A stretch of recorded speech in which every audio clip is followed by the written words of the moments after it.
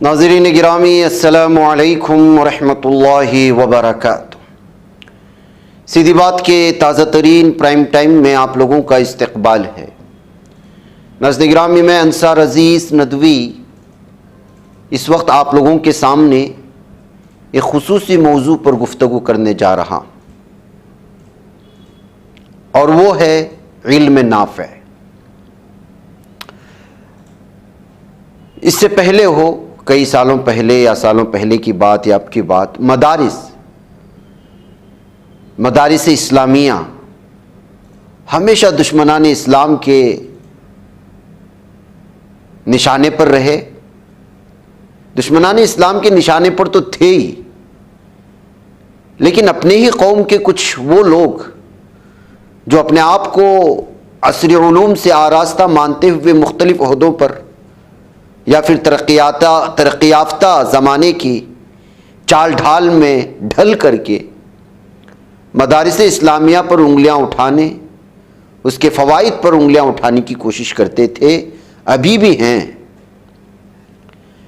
لیکن بدلتے زمانے کے ساتھ، رفتار زمانے کے ساتھ، مدارس اسلامیہ میں جس طرح کی انقلابی تبدیلی پیدا ہو رہی ہے،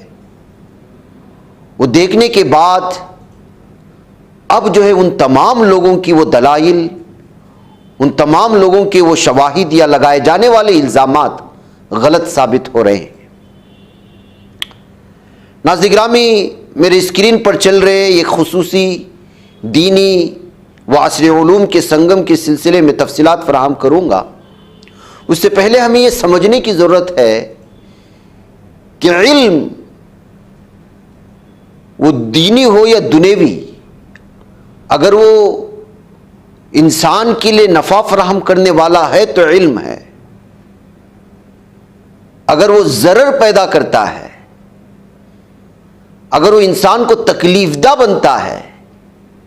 یا پھر اپنے علم کے ذریعے سے انسانیت کو لوٹنے والا بنتا ہے، تو پھر وہ اس علم کا تعلق کسی سے بھی ہو، اس کا کوئی فائدہ نہیں ہوتا۔ ایک مضمون پڑھنے کو ملا تھا جس میں بہت اچھی طرح سے ہمیں سمجھانے کی کوشش کی گئی تھی کہ علم دین کا ہو یا دنیا کے کسی بھی شعبے کا،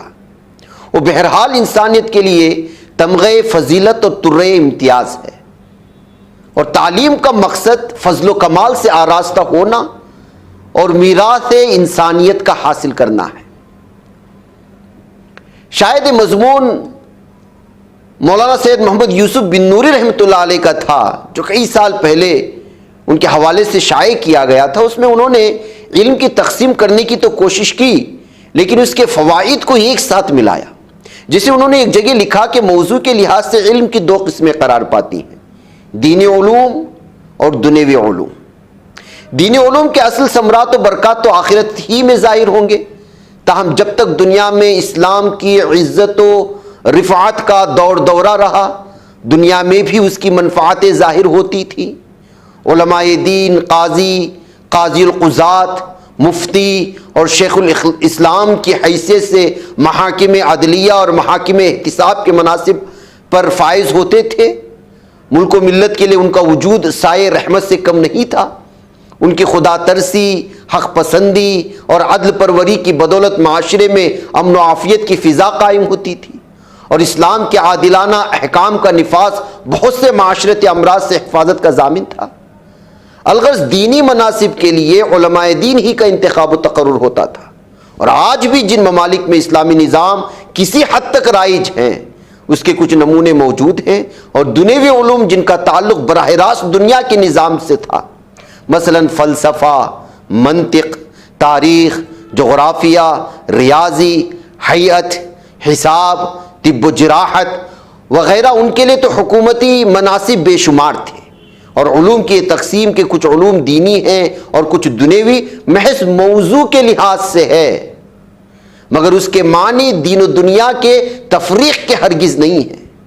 چنانچہ دنیوی علوم اگر بیہودہ اور لا یعنی نہ ہو اور انہیں خدمت خلق، اصلاح معاشرہ اور تدبیر سلطنت کی نیت سے حاصل کیا جائے تو وہ بھی بالواسطہ رضائے الہی کا ذریعہ بن جاتے ہیں، اور دین و دنیا کی تفریق یہاں پر ختم ہو جاتی ہے۔ اور اس کے برعکس جب دینی علوم کی تحصیل کا مقصد محض دنیا کمانا ہو تو یہ علوم بھی بالواسطہ دنیا کے علوم کی صف میں آ جاتے ہیں، اور اس کے لیے احادیث نبویہ میں سخت سے سخت وعیدیں بھی آئی ہیں۔ مثلا ناظرین گرامی، مشکات میں کتاب العلم کے فصل ثانی میں صفحہ نمبر 34 پر ایک حدیث ہے جس کا ترجمہ ہے، جس شخص نے وہ علم سیکھا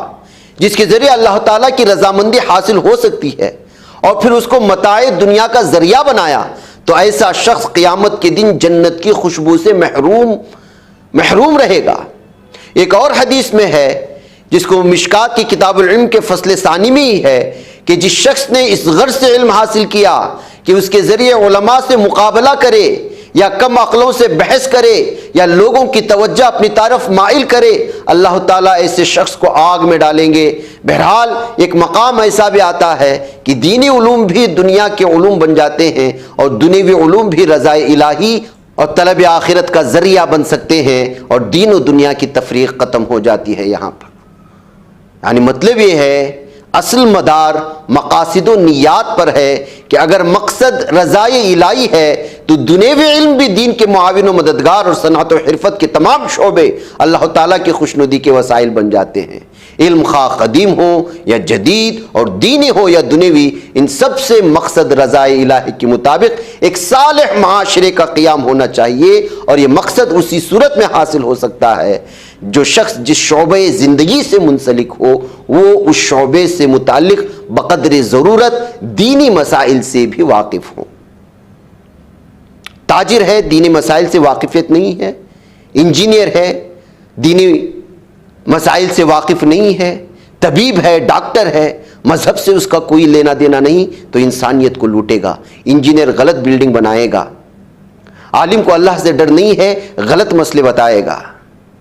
یہی وجہ ہے کہ دونوں کو ساتھ میں لے کر چلنے سے ایک بہترین جو ہے انسانیت کے علمبردار پیدا ہو سکتے ہیں اس ادارے سے۔ اور ایسے اس وقت بہت سارے ادارے ہمارے بھارت میں مختلف ریاستوں میں اپنے پر پھیلائے ہوئے ہیں۔ میں کئی ایسے مدارس کا اس سے پہلے بھی تذکرہ کر چکا ہوں۔ ابھی حال ہی میں 2 دن پہلے میرا ایک دورہ ہوا تھا آندھرا پردیش کے وجے واڑہ ضلع کے ایک ایلور نامی علاقے میں، اور اس علاقے میں جا کر کے منبع الہدا کے نام سے شروع ہونے والے اس مدرسے کو جب آج جا کر کے دیکھتا ہوں تو آج مولانا ابوالکلام آزاد کیمپس کے وسیع تر میدان میں پھیل چکا ہے، اور یہاں سے فارغین اپنے ہی حلقے کے، اپنے ہی علاقے کے مختلف علاقوں میں، مختلف دیہاتوں میں جا کر کے نہ صرف کام کر رہے ہیں بلکہ اپنے آس پاس کے سینکڑوں طلباء کو یہ ادارہ اب تک انجینئر بھی بنا چکا ہے، ڈاکٹر کے شعبے میں بھیجا جا چکا ہے، سرکاری افسران کی ٹریننگ بھی چل رہی ہے،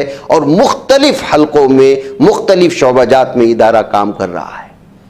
اور اس ادارے کے بانی مولانا وسیع اللہ ندوی مدنی نے کہا کہ جب اس مدرسے کا آغاز کیا گیا تھا تو وہ ایک ایسے دیہات میں جہاں بجلی بھی صحیح طرح سے فراہم نہیں ہوتی تھی، اور جہاں جس جگہ خریدا گیا وہ جگہ اس قدر خطرناک تھی کہ وہاں پر جو ہے ہر آئے دن قتل و غارت گری ہوتی تھی۔ آج وہاں جا کر کے دیکھیں گے تو وہ خاردار جھاڑیاں، وہ جو اس وقت ایک دم پوری طرح سے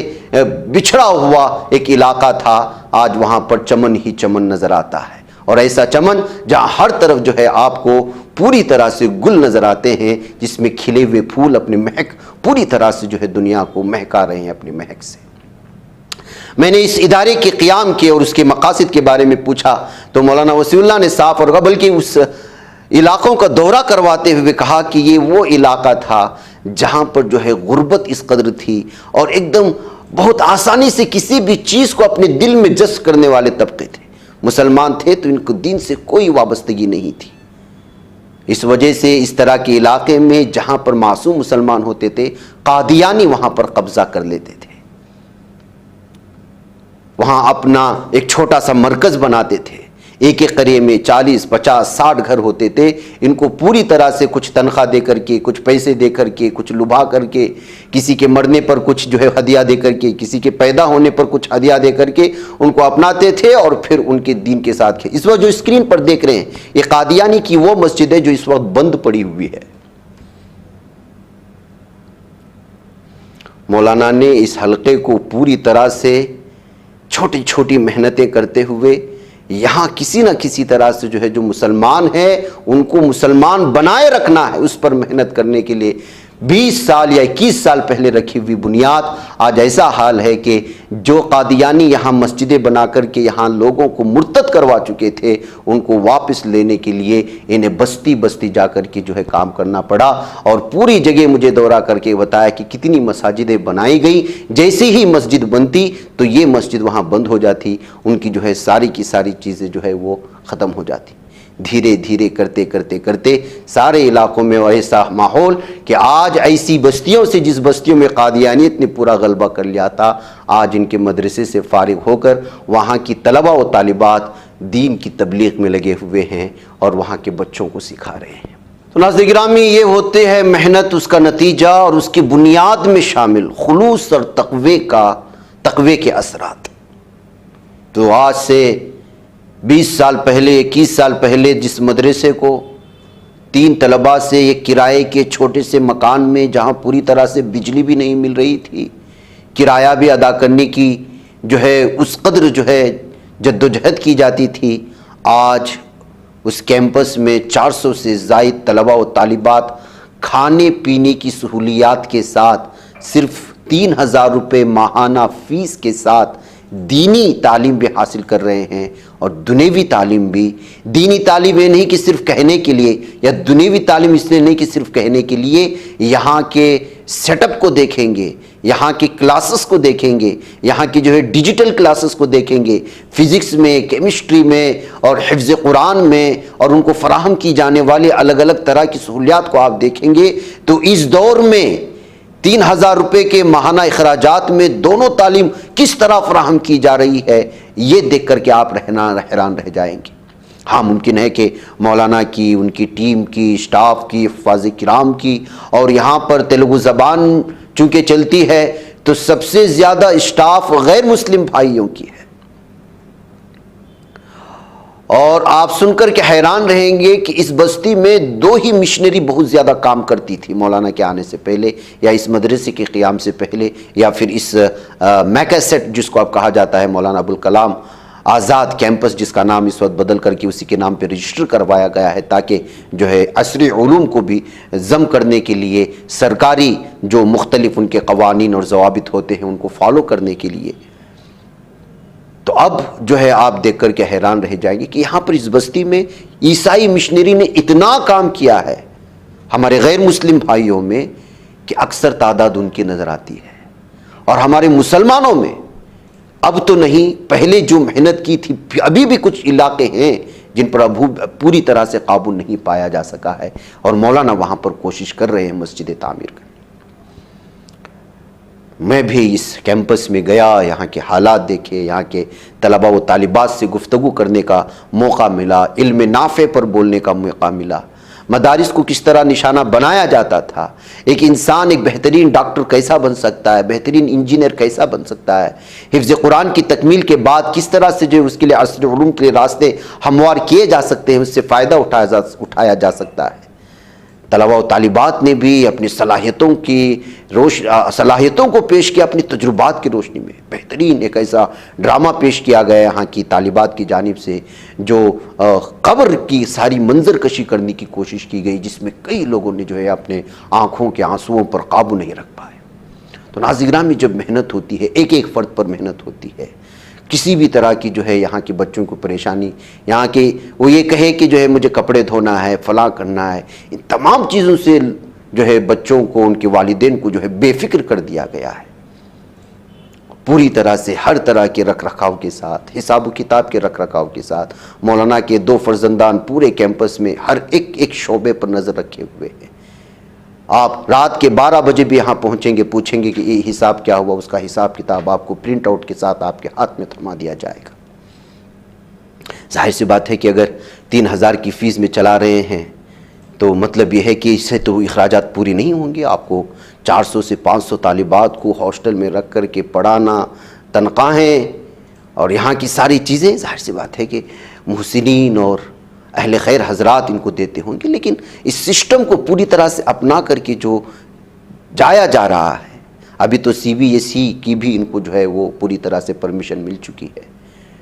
یعنی کہ انٹرنیشنل سطح کی وہ تعلیم جس کو قبول کیا جاتا ہے آج کی مارکیٹ میں، وہ بھی اس میں جو ہے پیش کرنے کی ابھی کوششیں ہو رہی ہیں، اور اس کی جو ہے ان کو معاہدہ بھی ہو چکا ہے، اس کا پرمیشن بھی مل چکا ہے۔ گھڑ سواری، صبح اٹھ کر کے بچوں کے لیے بہترین ناشتے کا انتظام، اور پھر ان کے ساتھ ورزش کا انتظام، اور جس طرح سے جو ہے کیمپس کو، لڑکی اور لڑکوں کیمپس کو تقسیم کر دیا گیا ہے، اس کا ایک بہترین طریقہ کار جس کا استعمال کیا گیا ہے، ان تمام چیزوں کو دیکھ کر کے محسوس ہوتا ہے کہ مولانا وسیع اللہ صاحب نے جو ہے پوری طرح سے محنتیں اور جدوجہد کرتے ہوئے جو ہے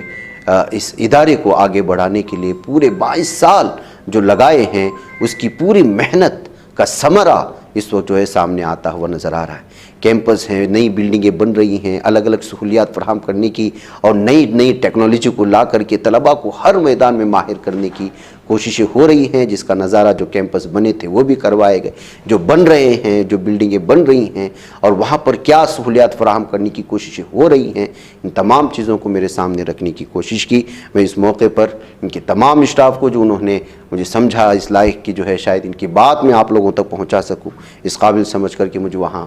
آنے کی دعوت بھی دی اور یہ نظارہ کروایا اور طلباء سے مخاطب ہونے کی کوششیں کی۔ اور اس موقع پر ایک اہم ترین شخصیت کو بھی انہوں نے دعوت دی تھی جو تیلگو زبان میں موٹیویشنل اسپیکر بن کر کے جو ہے اس وقت دھوم مچائے ہوئے ہیں، جن کو برادر شفیع کو بھی جو ہے دعوت دی گئی تھی، جنہوں نے یہاں پر بہترین انداز میں جو ہے تیلگو زبان میں، یہاں کے مقامی زبان میں طلباء و طالبات کو علم نافع پر اور بھی مختلف موضوعات پر جو ہے موٹیویٹ کرنے کی کوششیں کی۔ ناظرین گرامی، اس طرح کے مدارس کی کیوں ضرورت ہے؟ ہم اگر صرف ان اسکولوں کی جانب دیکھتے ہیں جن اسکولوں میں اس وقت اخلاق نہیں ہے، کردار نہیں ہے، وہاں سے نکل کر کے آنے والا پروڈکٹ ہمارے سماج میں کس طرح سے بہت ہی گندے اور گہرے اثرات پیدا کر رہا ہے، اس کا آپ اندازہ لگا سکتے ہیں۔ اسی لیے مولانا نے فرمایا تھا، جس نوخیز نسل کے سامنے گھر کا پورا ماحول بے دین ہو، تعلیم گاہوں میں دینی ماحول کا فقدان ہو، گلی کوچوں، سڑکوں اور بازاروں سے بے دینی کا غلیظ اور مسموم دھواں اٹھ رہا ہو، زندگی کے ایک ایک شعبے سے دین کو کھرچ کھرچ کر صاف کر دیا گیا ہو، والدین سے اساتذہ تک اور صدر سے چپراسی تک نئی نسل کے سامنے دینداری، خدا ترسی اور خوف آخرت کا کوئی نمونہ سرے سے موجود نہ ہو، اور جس ملک میں قدم قدم پر فواحش و منکرات، بے حیائی و بد اخلاقی اور درندگی و شیطنت کا سامان موجود ہو، کیا آپ وہاں کی نئی نسل سے دینداری، شرافت اور انسانی قدروں کے احترام کی توقع کر سکتے ہیں؟ جس نسل کا خمیر تخریب سے اٹھایا گیا ہو، کیا وہ کوئی تعمیری کارنامہ انجام دے سکتی ہے؟ اس لیے کہ عیسائی مشنریز کے اسکولز نے آ کر کے ہمارے عقیدے پر کس طرح سے قبضہ کیا، حملہ کیا، ہے ہم لوگوں کے سامنے ہے۔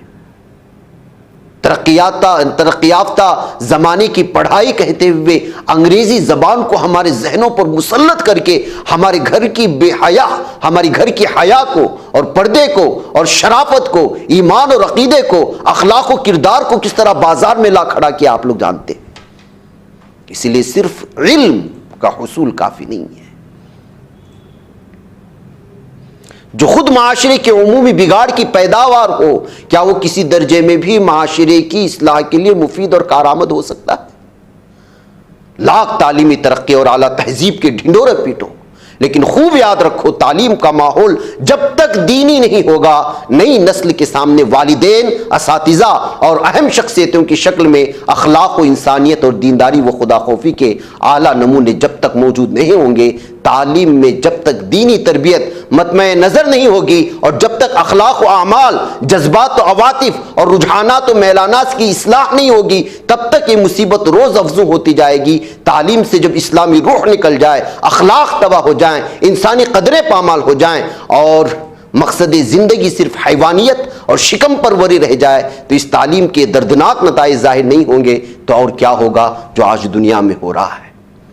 ایسی صورتحال میں اس طرح کے تعلیمی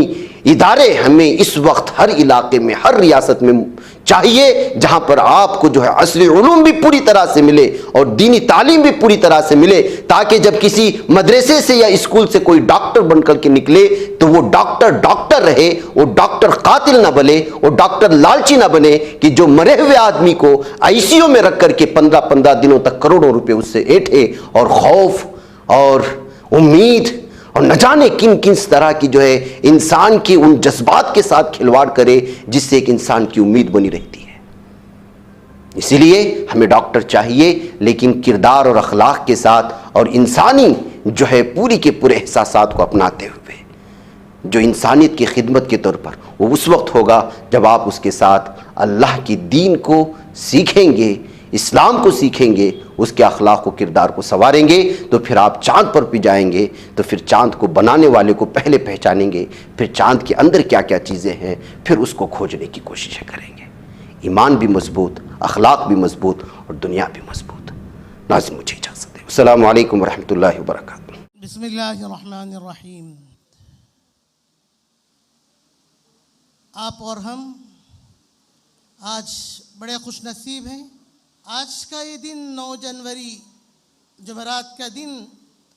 ایک روشن دن ہمارے لیے ثابت ہوا کہ آج ہمارے درمیان حضرت مولانا انصار ندوی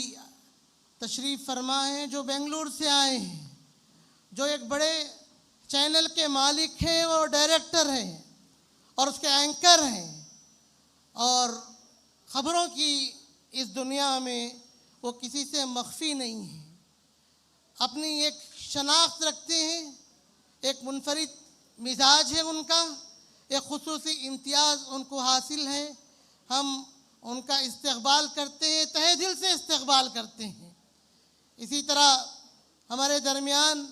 ابھی جناب برادر شفیع صاحب جو حیدرآباد سے تشریف لائے، وہ کسی سے مخفی نہیں ہے اور محتاج تعارف بھی نہیں ہے، اپنا قیمتی وقت لے کر یہاں آئے، ہم ان کا بھی تہہ دل سے استقبال کرتے ہیں، خوش آمدید کہتے ہیں۔ ابھی چونکہ وقت کم ہے اور طلباء اور طالبات کو گھر بھی جانا ہے، میں زیادہ وقت آپ کا نہیں لوں گا، اور میں اس موقع پر اللہ تعالیٰ کا شکر گزار ہوں کہ انہوں نے اس ادارے کے ذریعے ہمیں موقع دیا کہ ہم ان مختلف نامور شخصیتوں کو دیکھیں اور ان سے فائدہ اٹھائیں۔ یہ ہمارے لیے بہترین ایک حسین امتزاج ہے، دین کا بھی اور دنیا کا بھی، دینی علوم کا بھی اور عصری علوم کا بھی۔ آپ بھی اللہ کا شکر ادا کریں کہ اللہ نے آپ کو یہاں موقع عنایت فرمایا۔ الحمدللہ رب العالمین والصلاة والسلام علی سید الاولین والآخرین۔ محترم حضرات اور میری ماں اور بہنوں، السلام علیکم ورحمۃ اللہ وبرکاتہ۔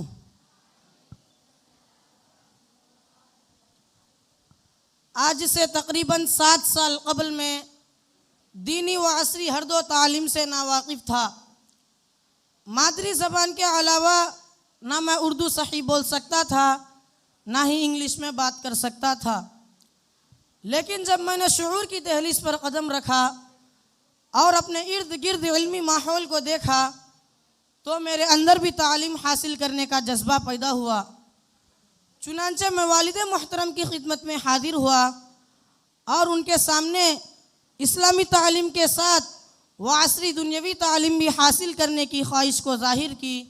تو والد صاحب نے فکر مند ہوئے، کیونکہ میرے مشفق والد محترم پیشے سے کسان ہیں اور زراعت و کھیتی وغیرہ کا کام انجام دیتے ہیں۔ مالی وسائل کی محدود ہونے کی وجہ سے شاید ایک ہی تعلیم دلا سکتے تھے، لیکن پھر والد محترم کو ایک ایسا ادارے کا علم ہوا کہ جہاں ایک ہی چھت کے نیچے دینی و عصری دونوں تعلیم کا نظم ہے، جس کا نام Maulana Abul Kalam Azad charitable educational trust ہے، جس کو ماکاسیٹ کے نام سے بھی یاد کیا جاتا ہے۔ چنانچہ میں اپنی علمی پیاس بجھانے کے لیے جامعہ منبع الہدیٰ میں ایڈمیشن لے لیا۔ اس ادارے نے نہ صرف مجھے مالی طور پر سہارا دیا بلکہ معیاری تعلیم اور آرام دہ سہولیت انتہائی کم فیس میں مہیا کر کے مجھے دینی و دنیاوی دونوں میدانوں میں آگے بڑھنے اور خوابوں کو پورا کرنے اور کامیابی حاصل کرنے کا موقع فراہم کیا۔ اگر میں کسی دوسرے ادارے کا انتخاب کرتا تو صرف ایک ہی تعلیم حاصل کر سکتا تھا، یا تو اسکول کی تعلیم یا تو مدرسے کی تعلیم، لیکن میں اس ادارے میں 10th مکمل کرنے کے ساتھ ساتھ حفظ قرآن مکمل کر کے آج آپ حضرات کے سامنے شیخ محمد الیاس اس وقت ایک حافظ قرآن کی شکل میں کھڑا ہوں۔ آج میں آپ کے سامنے اپنے جذبات کا اظہار کر رہا ہوں، یہ اس ادارے کی دین ہے۔ آج میں حافظ قرآن ہوں، یہ اس ادارے کی دین ہے۔ مجھے اردو، ہندی، انگلش میں بات کرنے کا سلیقہ اس ادارے نے سکھایا۔ اللہ اور اس کے رسول سے محبت کرنا اور قرآن و حدیث کی تعلیمات اور خدائی پیغام کی تبلیغ کرنے کا سلیقہ اس ادارے نے سکھایا۔ اس پر سب سے پہلے میں اپنے اس رب کا شکریہ ادا کرتا ہوں جس نے مجھے اس ادارے میں تعلیم حاصل کرنے کی توفیق دی۔ اس کے بعد میں اپنے اساتذہ اور ٹیچرز کا جتنا بھی شکریہ ادا کروں تو وہ کم ہے۔ خاص طور پر اس ادارے کے روح روا اور ہم سب کے مشفق و مربی حضرت ناظم اعلیٰ صاحب کا تہہ دل سے شکر گزار ہوں کہ ان کی شب و روز کی کاوشوں و محنتوں اور ان کی دعاؤں کا نتیجہ یہ ہے کہ آج میں اس قابل بن سکا۔ رب کریم حضرت کو صحت و تندرستی عطا فرمائے اور حضرت کا سایہ عاطفت تادر قائم فرمائے۔ ناظرین، مجھے یہ کہنے میں بالکل جھجک نہیں ہے کہ یہ صرف ادارہ ہی نہیں بلکہ ایک تحریک ہے۔ انتہائی منظم انداز میں کسی رکاوٹ کی پرواہ کیے بغیر شب و روز اپنے منزل مقصود کی طرف روا دوا ہے۔ جہاں ایک طرف دنیاوی اعتبار سے فکر و نظر میں وسعت پیدا کرتا ہے تو وہی دوسری طرف اخروی اعتبار سے روحانیت و پاکیزگی بھی پیدا کرتا ہے۔ یہ ادارہ صرف ایک اسکول ہی نہیں بلکہ ایک علمی پاور ہاؤس ہے جو علمی خواب دیکھنے والوں کی خواب کو پورا کرتا ہے۔ یہ ادارہ شروع سے ہے کہ نورانی و پاکیزہ ماحول عطا کرتا ہے کہ جہاں آپ دنیاوی اعتبار سے کامیاب ہوتے ہیں تو وہی دین اسلام کے داعی و مبلغ بن کر نکلتے ہیں۔ خلاصہ یہ ہے کہ یہ ادارہ آپ کی دنیا بھی بناتا ہے اور آخرت بھی سنوارتا ہے۔ میں اپنے دوست و احباب اور یہاں پر موجود تمام معزز مہمان اور پیرنٹس کو ایک میسیج اور پیغام ہی نہیں بلکہ دعوت دیتا ہوں کہ اگر آپ اپنے بچے اور بچیوں کو اسلامی ماحول میں دینی و عصری دونوں تعلیم ایک ساتھ مہیا کرانا چاہتے ہیں اور سورج کی طرح چمکانا چاہتے ہیں تو اس کے لیے ایک ہی راستہ ہے، وہ اس ادارے کا انتخاب ہے۔ اس ادارے میں آئے اور دینی و عصری تعلیم سے آراستہ ہو کر ایک اچھے داعی و مبلغ بن کر جائے۔ وما علینا الا البلاغ۔